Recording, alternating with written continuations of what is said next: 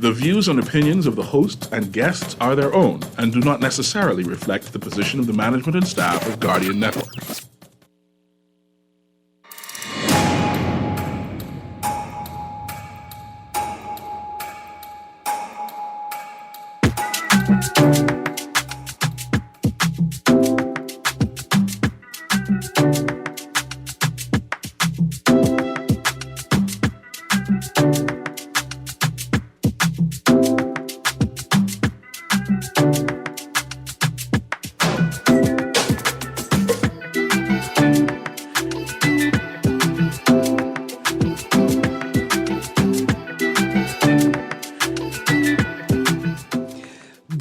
Yawning this morning, and welcome back to Guardian Radio 96.9 FM, your station for fresh news, smart talk all day. It is Wednesday, the 8th of February, 2023, and you are on the clock with Erin, Greene. But remember, on Wednesday, we have our on the clock Guardian Radio AM mashup man down Wednesday 2-hour session. And joining me in studio this morning is Mr. C.A. Nuri. It's always good to be on your show. It's our show. It's our show. That's like you're telling you here. Today is our show. Yeah, but they say you talk a lot on your part of the show. But it's still our show? Yeah. So that means I have to correct him. It is our show, and we talk equally. Yes. Yes. Absolutely. Yes. I mean, sometimes you overtalk me, and I do overtalk you at times. Yeah, I'm okay with that. And I got to mansplain. Yeah. Because sometimes women don't understand things from a man's point of view. So therefore, I mansplain it, and hopefully you understand. Absolutely. Yeah. I mean, we could try that. That don't work. I don't understand nothing. Just give me that look. I don't understand nothing man is say. No. Y'all are just wild. It's a little. I can't even understand you now. It's a little whistly on the mic producer. Yes, but it's good to be here, and this topic is very important. I'm very excited about this particular topic. Now, I have to beg your leave. I'm glad you introed the show like that. I have to beg your leave. I want you to give me 2 minutes just to mention two things before we delve into our topic. Look where you're going now. No, man, but you set it off right because I have to ask permission. Yes. And I like that. I don't mind that at all. Okay, first things first. I have this very important question.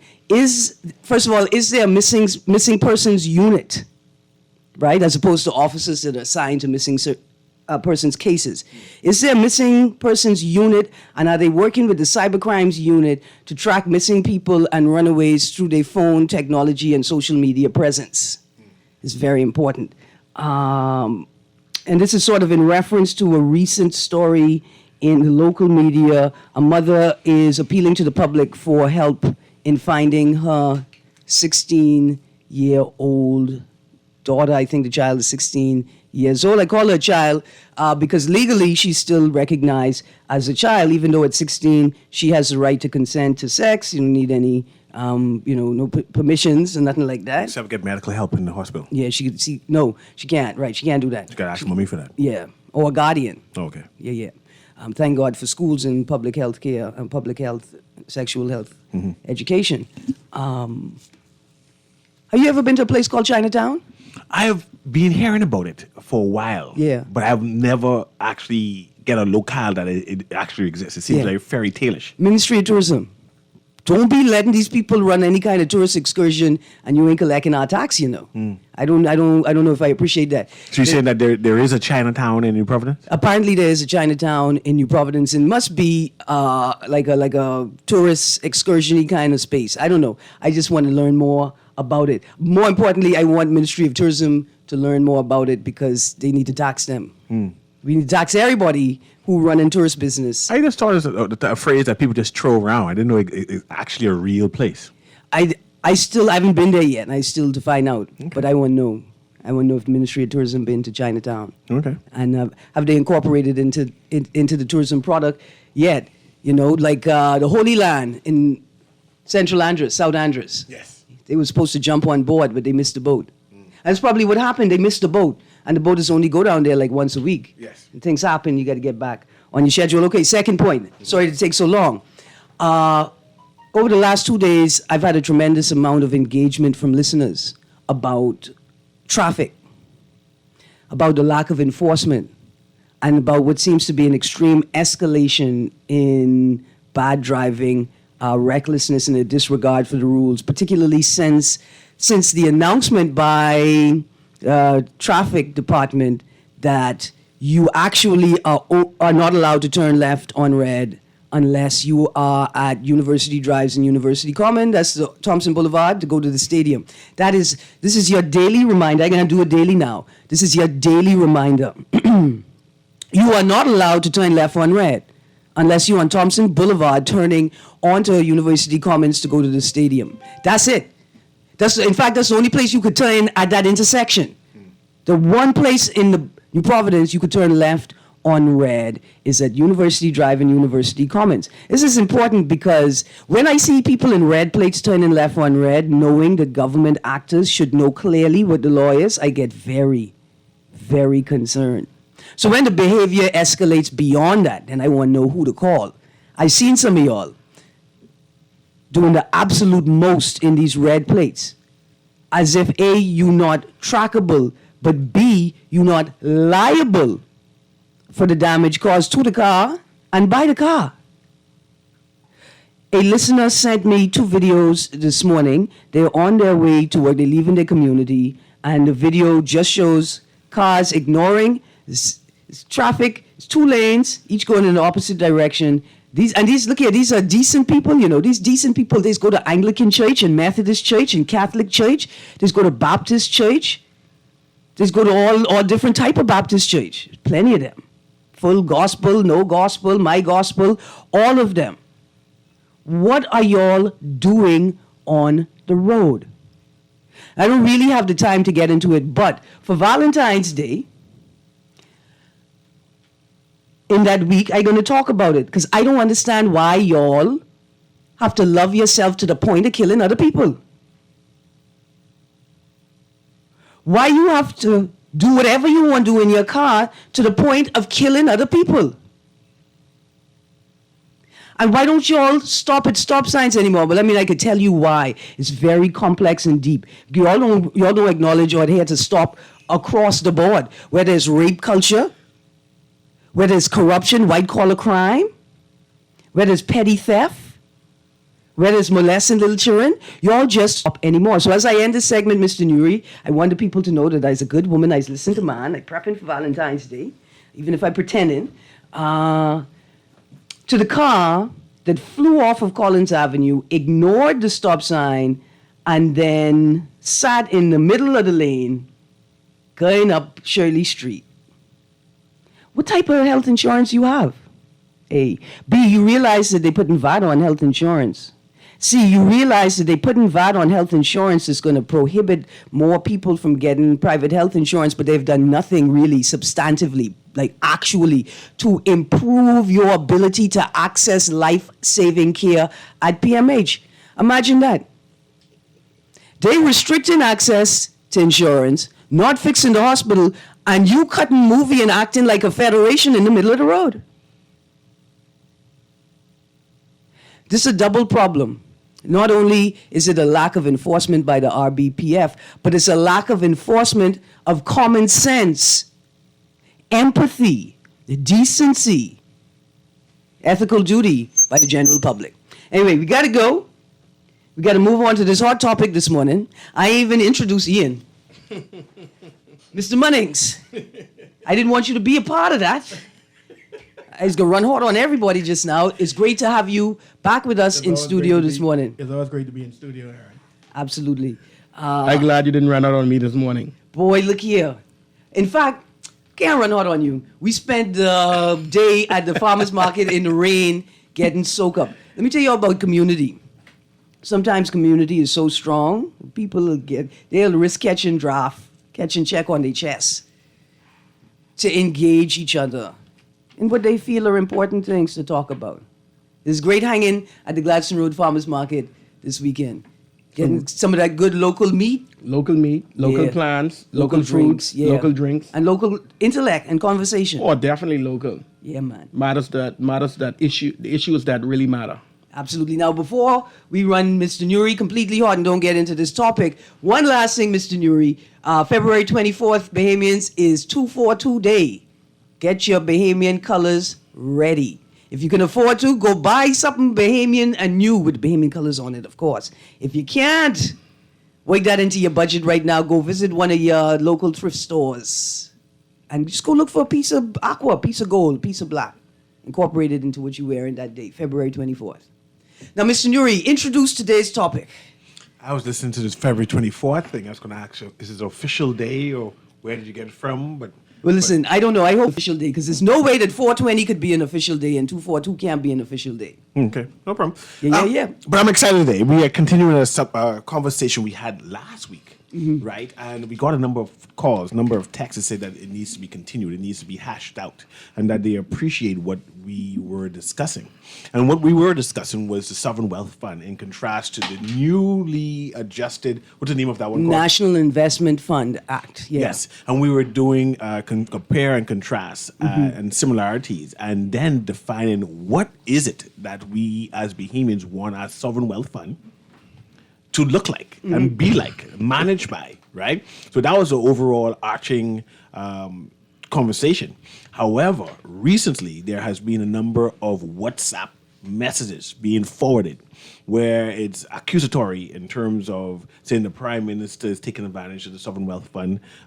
They have a conspiracy theory that the money is being manipulated some way and basically saying that it's moving out of the Ministry of Finance with the Prime Minister's office and that Bahamians aren't benefit. And hopefully I'll pull that up to basically if not read it, because it might be defamatory, I'm going to look through it one more time.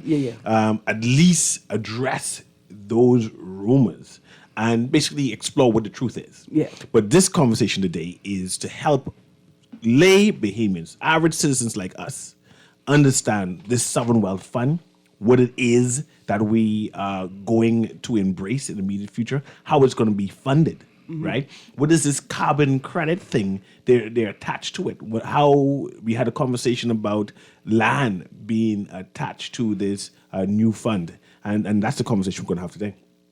Absolutely. I like it.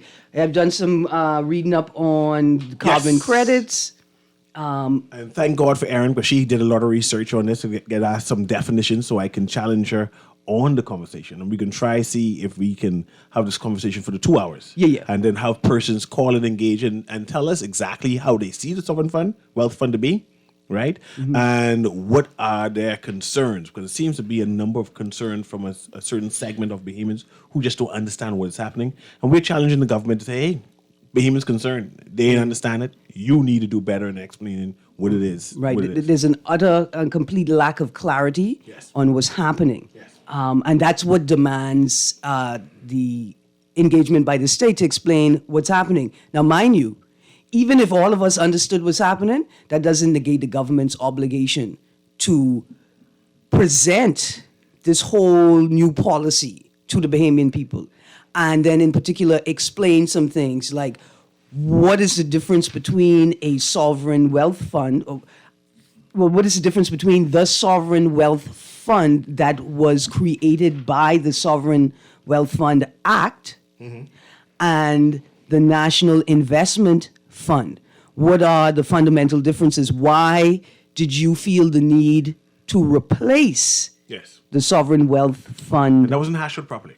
Act? Huh? That wasn't hashed out properly. We don't understand. We don't understand. We'd have a better understanding of the function of the National Investment Fund if we understood why the Sovereign Wealth Fund was not sufficient. Right? And tell us, why is it not sufficient? What is your goal? And why wouldn't the provisions and mechanisms within the Sovereign Wealth Fund help you to achieve that goal? Right? Okay, so let's start. Yeah. Let's start with, and we can bring in Ian on this. We start with carbon credits because they're saying that carbon credits will be funding this investment fund. Right. See, that's a great point that you make, right? First thing people ask is, well, you're going to use our money to make investments. Well, where are you going to get the money from? Where you can get the money from. Right. And so the government has indicated carbon credits. Carbon credits is one of the sources. One of the sources for the money. Pending if our big brothers in the north or the south or the east are going to comply with it within a certain time. Because bear in mind, nothing really moves unless those persons really agree to. Are we going to agree to pay them, the third world countries? This is going. And that's an excellent point too, because basically, I assume what Ian is saying is that the trade or the monetarizing or the making the value, the dollar value in it has to be done externally, and then we quantify it.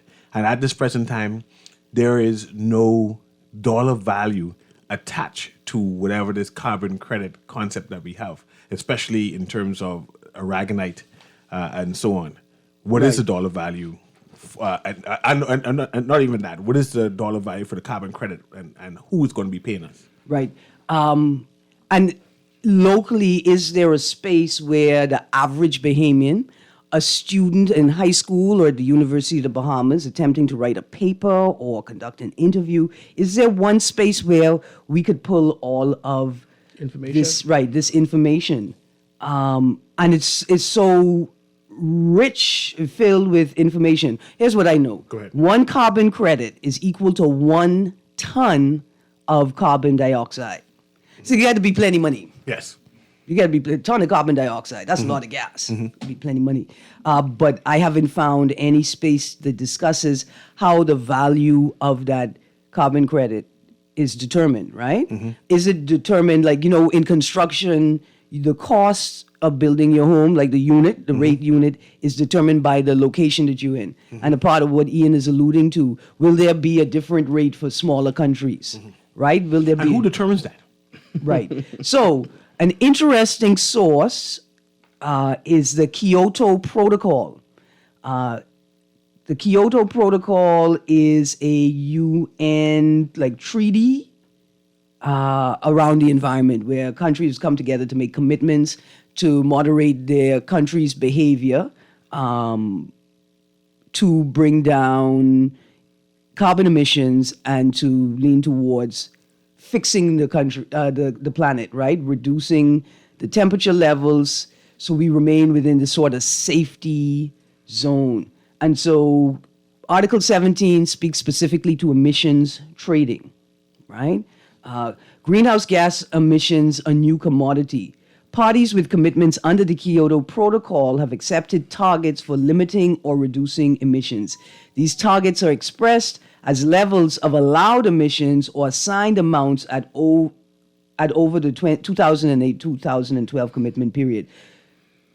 The allowed emissions are divided into assigned amount units. Emissions trading, as set out in Article 17 of the protocol, allows countries that have emission units to spare, that is, emissions permitted them but not used, to sell this excess capacity to countries that are over their targets, right? So the Bahamas, I still haven't been able to determine how many units we have, right? Well, they said we have one of the richest units based on our ecosystem. Well, One of the richest in the water. Yet we ain't getting paid for it. So that's just opinion. Definitely. Yeah, so that's opinion. I'm saying that, has it been quantified yet? Who's the person quantifying it, and why hasn't it been done yet? And I see there's a recent article where the headline says the government's still bullish on blue carbon credits, right? And so the government is still banking on the use of blue carbon credits as a form of raising capital. The Prime Minister, Philip Davis, indicated yesterday, although he did not reveal when and by how much the country will benefit from the highly touted revenue source. And this is my concern, that we are banking on this blue carbon credit, right?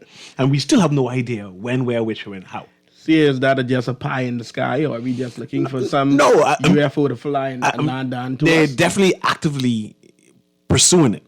So I believe that it will pan out eventually. When is that? But I think there needs to be an educational process in terms of what the government is doing, telling them what is the application process, telling us this is what we have to meet, right? And I don't think that is happening at this present time. Bahamians do not understand what is this carbon credit. I barely understand the notes that I put together last night, right? So that's a given. There's certainly not enough time and space has been given to the general public to inform them so they could make an informed contribution to the discussion. But I tell you what, tons of work is happening. Like what I've found, there's lots of documentation on the Bahamas' contribution to and the actual name of the body is like the UFNCCC.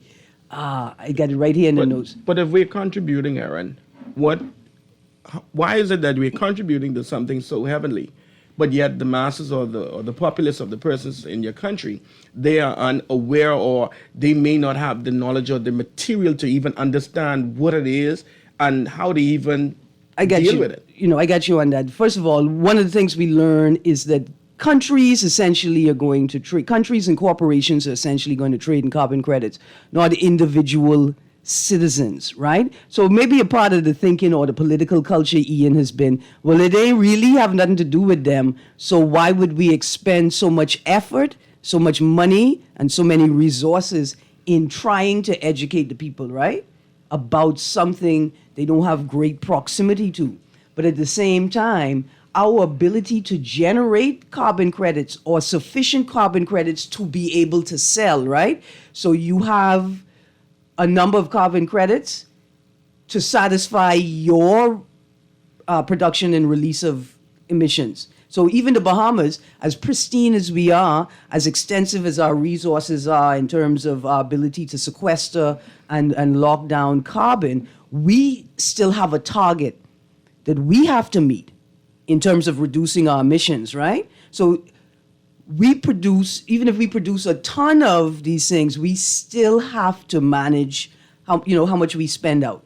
And so sort of back to the point, how is it that there's this distance between the people? It's important for the government to realize that they have to inculcate us, they have to engage us, because our ability to produce carbon credits depends on the Bahamians' understanding of their role in preserving the environment and these ecological spaces, right? And so it is a very vexing issue. You take in control of our resources and revenues generated from them in a very new way. You want us to just sit back and just say, okay, then, well, you do what you're doing, without telling us what you're doing, without helping us understand what you're doing and our role in it. But ultimately, the responsibility is on us to ensure that the environment can do what you want it to do to generate these credits that have value to the government. So now that we understand basically what carbon credit is, there was once a narrative, I think, surely given by the government, that whatever income we got from carbon credit will be reinvested into the environment. And I was trying to say, I'm not sure where I got that, but I want to know if any of you heard that before, that all the income come from carbon credit. The blue, whatever other carbon credit is going to be pegged only to be invested to help the environment. And I think that was the initial conversation, Cecil, and I think that's when Climate Change and Carbon Market Initiatives Act and the Sovereign Wealth Fund Act were the two sort of legal and policy mechanisms being discussed, right? Mm-hmm. It was very interesting questions in there, because I want to know, we repealed the Sovereign Wealth Fund Act, intending to replace it with the NIFA, the National Investment Fund Act. But then what happens to the Climate Change and Carbon Market Initiatives Act? Mm-hmm. I think in the earlier iterations of this idea, the Sovereign Wealth Fund Act and the Climate Change and Carbon Market Initiatives Act were going to work together. Yes. And they were looking at carbon credits and then reinvesting them into environment and infrastructure. The Prime Minister mentions last year in an article that these policies, this new portfolio, new idea, new structure, is based on IDB recommendations or IMF recommendations. But that's for the investment part, not necessarily for the carbon credit part. But they go hand in hand, see? Yeah, and it's sort of, this is the point that I'm making, right? So the question is the carbon credit money going to be used for the environment, or is it going to be sink inside this new National Investment Fund to be used for the list of things that the government has outlined? But then you said it right, the last figure things, what you said. What is that? Is going to be used into the land and whatever they feel right to invest it in.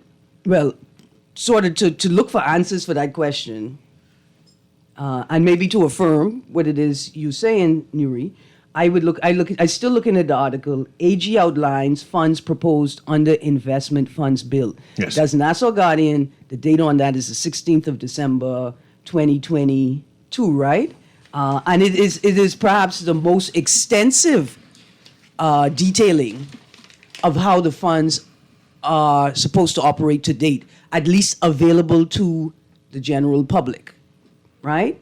And it says one of the concepts and policy initiatives being considered under the bill is the Bahamas Resilient Infrastructure Fund, right? Which Pinder, that's the AG, said seeks to tap into private capital resources from both domestic and global sources through public-private partnerships to close the country's infrastructure gap. See, I understand that. Right. Our government seeks to advance a private capital mobilization strategy for the Bahamas and will establish, operationalize, and fund the Bahamas Resilient Infrastructure Fund with a focus on the Family Islands. I hear that. Right. I still won't complain, but I let you finish. Go ahead. In addition to the BRIF, the PCM, the Private Capital Mobilization Strategy,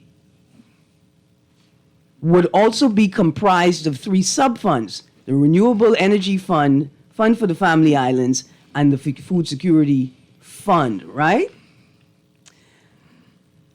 And so,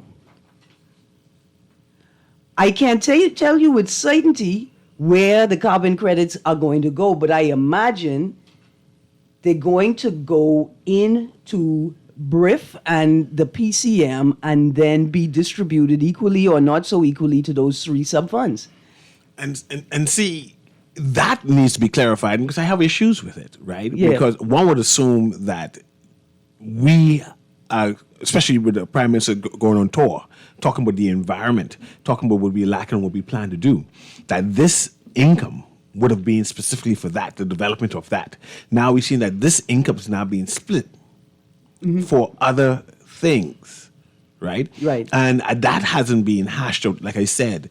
And we can talk about this on the later end of the show, on the other side of the show, as to what is it that we, the Bahamian people, expected our sovereign fund to look like. Yeah. And I don't think this, what is being described by this administration, is what we anticipated. Yeah. I think Bahamians wanted to feel the benefits of the Sovereign Wealth Fund, feel the benefits of their resources. But this don't necessarily is a direct impact on Bahamians, right? It seems as if this is the government looking for more money, access to more money, in order to manage the country, right? The government's affairs. But that doesn't necessarily mean that I will benefit from it as an individual, where I can say, because we still question if we benefiting from our resources now, right? And when you listen to what they plan to do with the money, you start questioning, but what about me? What do I get? I hear you get an airport, right? I hear you talking about food security, but with the cost of living and the cost of me surviving, I still am not benefiting from these things because I can't afford any of these things anyway. Right, absolutely. And then the second point is with the historic evidence, looking back at government production historically, what's going to be the return on investment? Yes. Can you actually, even if you secure all of this money, can you realize these goals in my lifetime? Yes. You know, you all have a habit of, are we working on it? Oh, we'll get to it. Oh, marital rape legislation. Oh, cannabis legislation, right? NIB legislation, on and on We're and still on. struggling with those. Right. And so, not just how do I, the individual, benefit, but will we actually realize a benefit, whether individually or collectively? One of the things that I've noticed, right, is that the government plan to invest our natural resources money, whatever that will be, into industries that are struggling, that we have issues managing, which haven't turned over a profit yet, right? Like Bahamas Air? Bahamas Air. Oh, no, that's not supposed to turn a profit. See, but I clearly know even the hospital. So it seems as being that it's not being for a return, because the sovereign wealth fund is supposed to be for a return, the profit, right? That's what I'm assuming. These are profit type money. And if we invested in companies or things we're not supposed to make money, that means we're actually losing money or spending money, and there is no return. See, now that's a great point. Just take a point for a second, because Texas has a couple of, like the U.S. federal government doesn't have a sovereign wealth fund, but some of the states have their own, and Texas has two, at least two, and one of them is connected to education. And so the money that's generated goes into education. So whatever you're investing in is supposed to make a profit. Where you using those funds, so you make the money, where you diverting those funds, not necessarily for the purpose of making a profit. Like you say, okay, we the intent of these funds, we're diverting them to Bahamas Air. It's not to make a profit.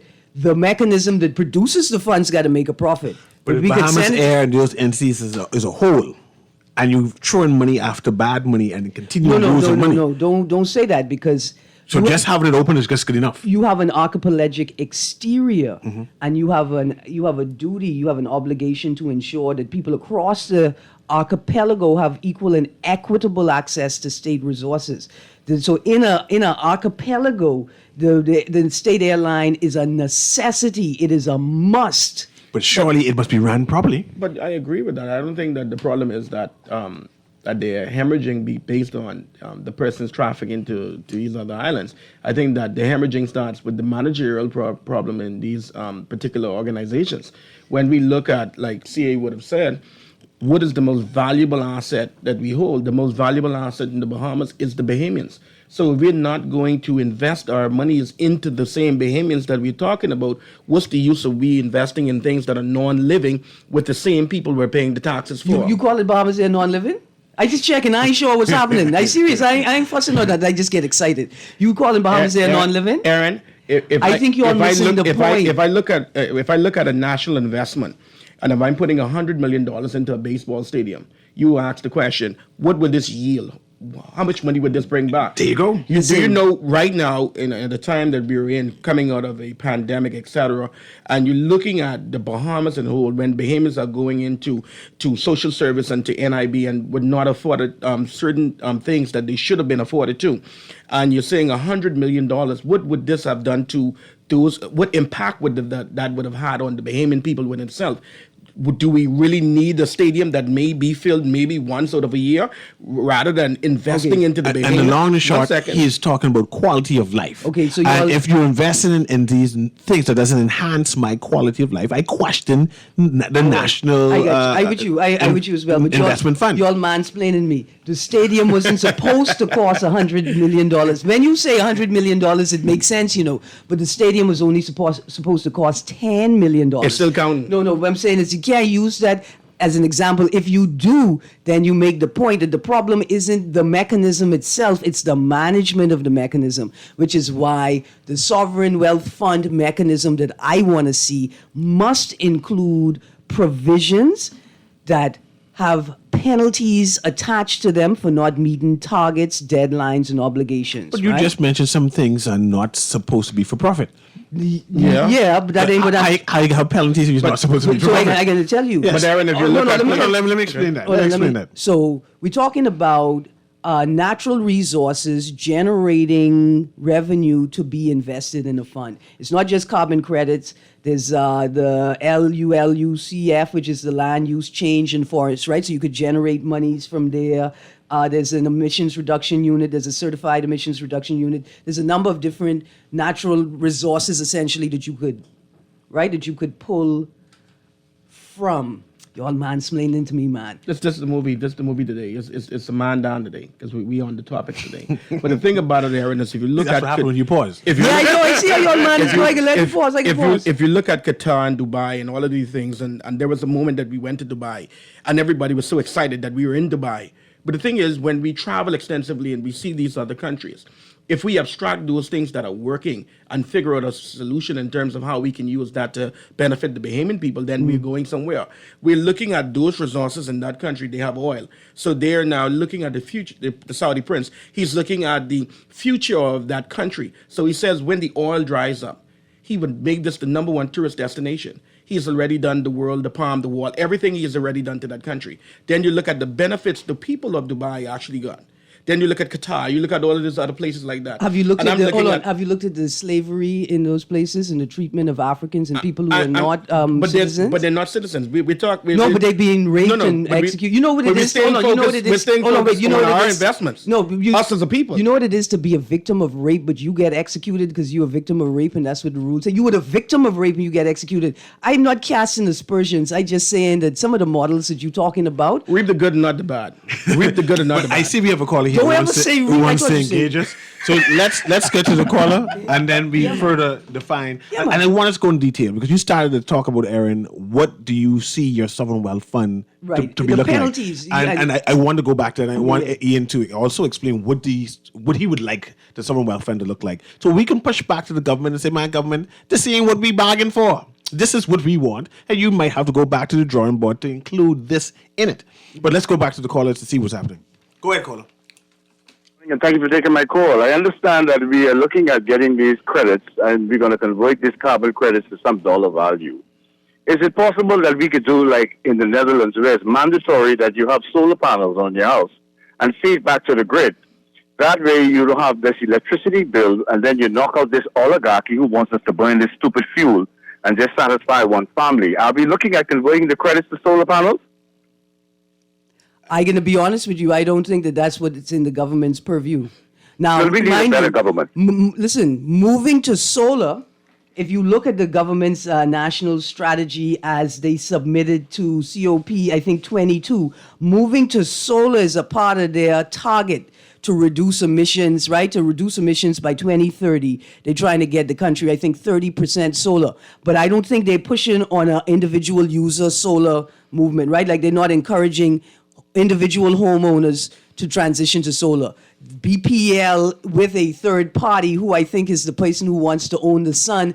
In fact, happy anniversary, Sunshine Boys. I mean, they just had a celebration. It was on social media. They plan on assisting the government into producing electricity from solar power and then like giving it to the government the same way they produce oil out of thin air and give it to the government. No, that's garbage. Anyway. Aaron, I appreciate your research. Yes, sir. Thank you. Thank you very much. Okay, so right before y'all was mansplaining me, the sovereign wealth fund, the type of mechanism I want to see must have deadlines with penalties attached, right? There must be regular surveys. Like if we are trading on our natural resources, then at the minimum of every 3 years, you have to do a survey and present to the public with the data. This is what the inventory looks like right now. There should be penalties attached for not reporting information, no public disclosure, no public notices, not meeting FOIA requests. There has to be penalties attached that bring some liability to the actors involved. There has to be, right? One of the things I was trying to get to yesterday with the BPL discussion is as long as we allow the leaders of the House, the leaders of the government and the opposition party to sit in the House and engage in this petty political back and forth, we will always see the matter as a political issue, and the politicians will always say, well, we already got penalized because you fired us and voted in a new party. But that's a matter of governance, and there needs to be real substantive penalties attached to the inaction, the dereliction of duty, and to the potential corruption. And the same thing with this NIFA. There got to be targets, there got to be deadlines, there got to be mandatory actions, and there have to be penalties attached with not just cash, but with jail time. But before we go back to the phone call again, we're going to have Ian explain what he saw or what he was envisioning for this sovereign wealth fund or this international, what is it called again? National Investment Fund. Thanks but so see, much. but that's another question. And I think that's frustrating people too, because people understand what this sovereign wealth fund is, and this new acronym is not rolling off of people's right, tongues. and so that's why I asked the question, will the Climate Change and Carbon Market Initiatives Act also be repealed, or will parts of it be repealed? Because what exactly is the NIFA? Why did you repeal the Sovereign Wealth Fund Act? Shouldn't they have acted in conjunction I assume that's what's with happening. one another? Okay. Absolutely. Go ahead, Ian. Well, my vision of what I see it as, Erin, it was basically this. The wealth of a nation belongs to its people. The greatest asset there is the people. if we're not prepared to invest in those particular people, then who we are actually saving the monies to invest in? If we're building up a nation where the people is not being built up, and we're going to build up these cities or all of these things, are we preparing or getting ready for foreigners to own the land? The Bahamas has about 400,000 persons, 400 plus thousand persons here in the Bahamas. A small country, very small country. When we compare ourselves to our neighboring cities and so forth, like our brothers and sisters, they swallow us up. And you trying to tell me in a country that we live in the 21st century, we still have people in the Bain and Grandstand area that still have those outside toilets, inadequate running water. They don't have this happening. A 21/7 that isn't paved. You're looking at so many different things that are happening in the country with billions of dollars channeling through a country. I'm looking at if we get more billions on top of that billions and the billions that we currently have, we're not managing it, then we have a major issue. We've already had a major issue. And like I think CA began to talk about with the cities like Bahamas there as an entity, the problem is not that it can't work, because we've seen smaller airlines now come into the market, and they're more competitive now than Bahamas Air. Don't talk. Look here, I know we got a call on the line. Don't talk. You talking about the people who's leave before boarding time? There you go. Or you talking about the people who's leave you on the family island for 4 hours and they somewhere in Miami? There you go. I don't know who you talking about. Bahamas Air or nowhere, buddy. Okay. It may take you 7 days, but you can get there live. Okay, we're going to go to the caller now, but let me read this. This is a forward that's been circling on WhatsApp, right, from a particular political group. It says the carbon credits found in the Bahamas about to start accumulating about $9 billion annually. I'm not sure where they get that $9 billion number from, but people just make up numbers all the time, right? So the United Nations, has it set up for 60% of that to go to the Sovereign Wealth Fund and to the citizens of the country that has signed. Is it the United States? Say United Nations. Oh. Let me read it again. Say the United Nations has it set up for 60% of that to go to the Sovereign Wealth Fund and to the citizens of that country that has signed on the carbon credits. I'm not sure where they got that information from, but it's spinning. And of course, they called the Prime Minister's name. So they just recently repealed the Sovereign Wealth Fund in the Bahamas during our most recent Christmas holidays. So instead of every Bahamian receiving $3,500 monthly through the Sovereign Wealth Fund, Bahamians get nothing. So I want to know where they get that $3,500 from. But people are believing this, and this is being forwarded all over. I want to know where they got that. I want to know where they got that dream in their heart that the government intended on getting them anything. I want a dream like and that. monthly, right? Go to bed on. And especially without any mechanism to say who's Bahamian or not. And it goes on. I go to the caller right now. It says so the Prime Minister, who is also the Minister of Finance, is completely in charge of the annual $9 billion. Again, where they get this $9 billion from. Every Bahamian needs to know how it goes. Yeah, that's strange just disparaging. things, but disparaging after that. But let's patch the caller there through. Go ahead, caller. Can you hear me? Yeah, good morning, Ms. Greene. Morning. Yeah, good morning, Mr. Newey. Yeah, Yes, and sir. Mr. Munnings. Morning. Very brilliant, Mr. Munnings, okay? You said something that made my mind tick. The land. Now, Ms. Greene, Yeah. you're still not hearing about the voluntary carbon market, and you're still not hearing about the integral part of neutrality. So this is how I know it's a financial tool. Now, like I said, the disparity in the rates of the metric ton, and they're trading it, right? It shows you there's corruption. There's also deception. Now, do you guys know why they have carbon dating? You know why carbon dating is done? To find out how long something has been on Earth, right? Every living thing has carbon in it. So when I say carboniferous, I mean the original carbon. And so you cannot calculate. You think you trying to figure out where to get the $9 billion from? I see you need to try calculating the carbon credits and delving into coefficients and all of this BS, right? And the thing is, what you don't understand is I was following up global agendas for so long. Here's what's going on right now, in case the sheep don't know what's going on. Notice the conservancy groups have been buying up vast amounts of land throughout the globe, all about in Argentina, in the guise of preserving the planet. And so they bought up thousands of acres, all kinds of companies and rich billionaires. I'm telling you. And what happens now is the voluntary trading market, they're able to trade the carbon credits and enrich themselves. This is why they were buying up all the land. Listen, man, hey, Erin, come on, man, Erin. I eat this stuff for breakfast, lunch, and dinner. You're being deceived. All this narrative is ignorance about carbon credit. Listen to me. Just delve into the science. 52 ready to challenge them with the truth. Not me. The facts that's online. I'm telling you, this is the reason why all the people was buying up all the land. Yes, and definitely we can talk about that. But we have a break now. We can continue this on the next side of the hour. But we're going to take this quick break, and then we'll come back and hear what we're saying. On the clock with God. You can say it, it's our show. I know. But you don't say it right. That's why I have to say Say it. it. Not because you can. No, go ahead. This is the On the Clock Guardian Radio AM Man Down Mashup Wednesday. We go into a break and we'll be right back. I like you how you guys said that. stay tuned. Yes, I like how you said that. Okay. It's your mansplaining self.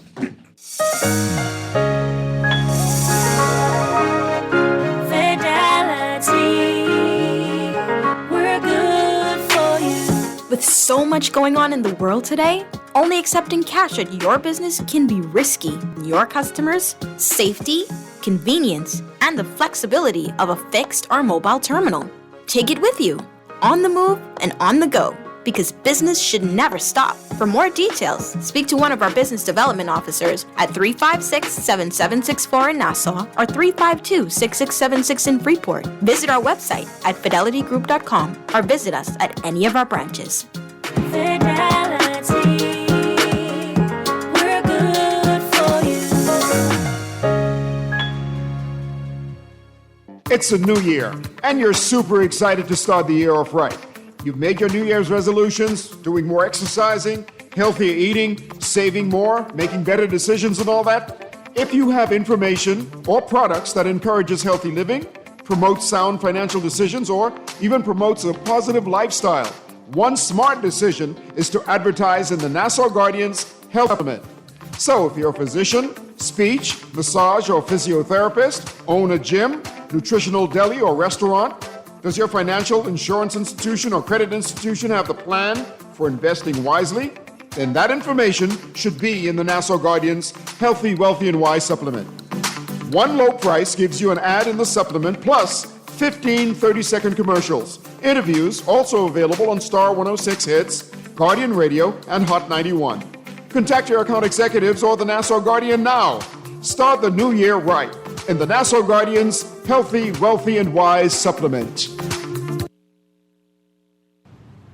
Sarah, how are you doing? Okay. Are you sure? I noticed you've been down lately. Yeah, sometimes I don't know. I can't really put into words how I'm feeling, but I know I don't feel like myself sometimes. There's just so much going on in my life. School, friends, sports. Sometimes I worry about different things and feel stressed. I'm glad you're talking to me. And it's okay to talk about your feeling. It's normal to feel changes depending upon what's going on around you. Yeah? Of course. All of us should be concerned with our mental health and our well-being. Good mental health means that we can cope with our everyday stresses. You can talk to me anytime when you feel like it. Okay. Mention our base check and talks more often and take things from there. Message is brought to you by Paho WHO and the Ministry of Health and Wellness. Here we go. J.S. Johnson Insurance Agents are the best. Reliable service, we've been on the scene, protecting since 1919. J.S. Johnson Insurance has stood the test. You'll always cover me. J.S. Johnson Insurance, peace of mind.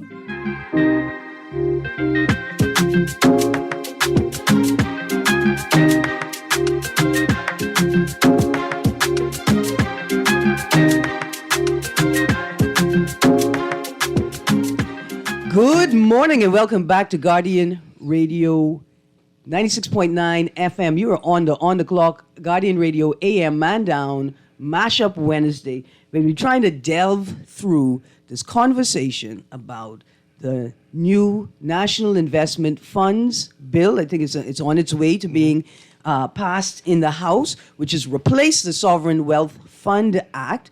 We're trying to bring some clarity. Why was the NIF bill created?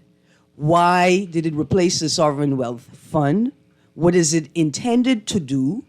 And what does it do that the Sovereign Wealth Fund cannot do?